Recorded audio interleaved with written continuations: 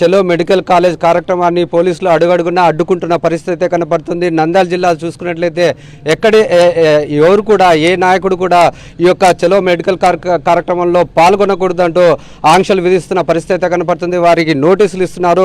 బైరెడ్డి సిద్ధార్థ రెడ్డి నివాసానికి ఉదయాన్నే పోలీసులు చేరుకొని అతన్ని హౌస్ అరెస్ట్ చేస్తున్నామంటూ పోలీసులు కూడా నోటీసులు ఇవ్వడం జరిగింది. ఈ అంశంపై మాట్లాడేందుకు బైరెడ్డి ఉన్నారు. వారితో మాట్లాడదాం. ఎట్లా చూడొచ్చు అంటారు? ఈరోజు చూసుకున్నట్లయితే ప్రైవేటీకరణ చేయడం అనేది ఈ యొక్క పేద విద్యార్థులకు కావచ్చు, సామాన్య ప్రజలకు కావచ్చు తీవ్ర అన్యాయం చేసినది. దీన్ని ప్రశ్నిస్తున్నందుకు మీకు ఇటువంటి అడ్డంకులు చేస్తున్నారంటారా?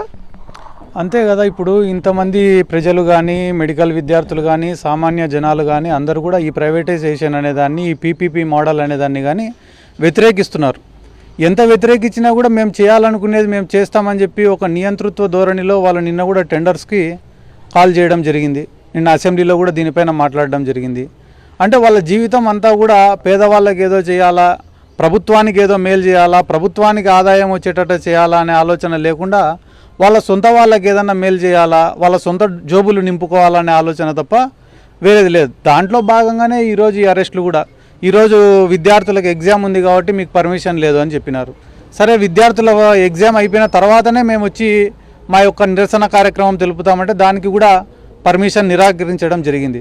ఈరోజు అడుగడుగున ఆంక్షలు పెట్టి, బ్యారికేడ్లు పెట్టి, వందల మంది పోలీస్ ఆఫీసర్లను పెట్టి ఎవరిని కూడా మెడికల్ కాలేజ్ దగ్గరికి రాకుండా చేయడం అనేది నిజంగానే చాలా దురదృష్టం. ఈరోజు కాకుంటే రేపు కాకుంటే ఎల్లుండి ఖచ్చితంగా నంద్యాల మెడికల్ కాలేజ్ దగ్గరికి వెళ్ళి అసలు ఒక ఇటుక కూడా పెట్టలేదు జగన్మోహన్ రెడ్డి గారు అన్నారు.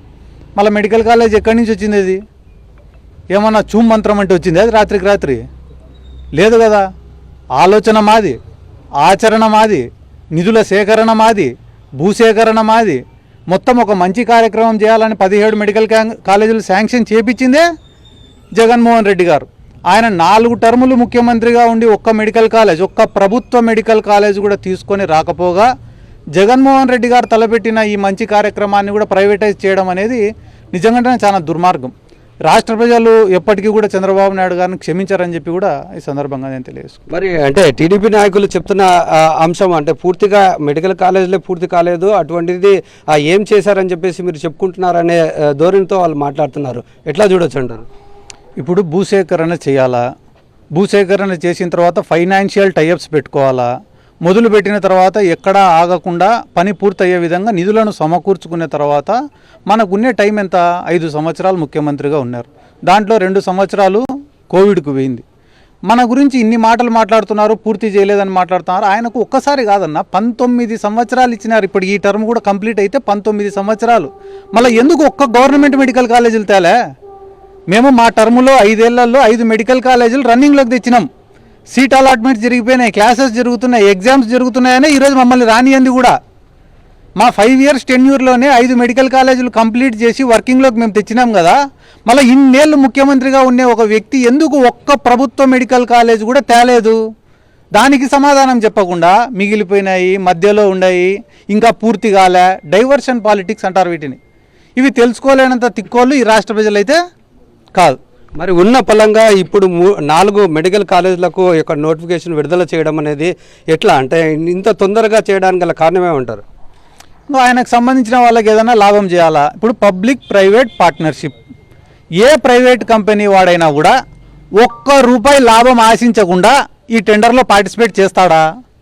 వానికి ఏం పని లేదా?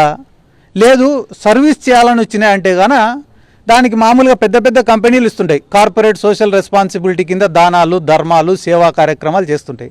అట్లా ఏదన్నా కంపెనీ వచ్చి నా తరపున మీకు ఒక 100 కోట్లు పెడతానా, నాకు దీని నుంచి ఏం రిటర్న్స్ వద్దు అని ఎవరైనా చెప్తారా? చెప్పడం లే కదా. అంటే ఎవడైతే ప్రైవేట్ కంపెనీ వాడు వచ్చి ఈ టెండర్స్లో పార్టిసిపేట్ చేస్తున్నాడో వాడు రిటర్న్ లాభం ఆశించే ఈ కార్యక్రమానికి ఒడిగట్టినారు. మరి మిమ్మల్ని అడ్డుకుంటున్నారు కదా, మరి మీరు ఏం చేయబోతున్నారు అంటారు?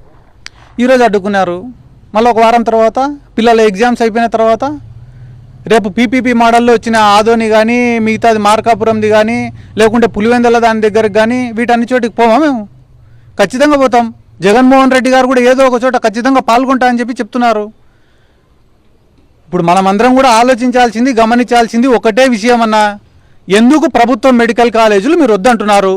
నిన్న మొన్న కొంతమంది మాట్లాడినట్టు చూసిన ప్రభుత్వం దగ్గర అంత నిధులు ఉండవు, మేము హెల్త్ కేర్ సిస్టమ్ని మేనేజ్ చేయలేము కాబట్టి ప్రైవేట్ వాళ్ళకి ఇస్తామంటే మాది ఒక చేతగాని ప్రభుత్వము, మా దగ్గర డబ్బులు లేవు, ఉన్న ఆ డబ్బులను పేదవాళ్లకు మేము ఖర్చు పెట్టలేము, పేదవాళ్లకు ఈ మెడికల్ కాలేజీల యొక్క ఇన్ఫ్రాస్ట్రక్చర్కి మేము ఖర్చు పెట్టలేము, ఎవడో బయటోడు వచ్చి సాయం చేస్తే తప్ప మేము ఏమీ పీకలేము అని చెప్పి చెప్పినట్లు. ఇది మనం చూసుకున్నట్లయితే మహేశ్వరి ఏదైనా అడ్డుకునే ప్రయత్నం చేసినా కానీ రానున్న రోజుల్లో ఖచ్చితంగా పూర్తి స్థాయిలో అడ్డుకొని తీర్థమంటూ వైఎస్ఆర్సీపీ నాయకులు హెచ్చరిస్తున్న పరిస్థితి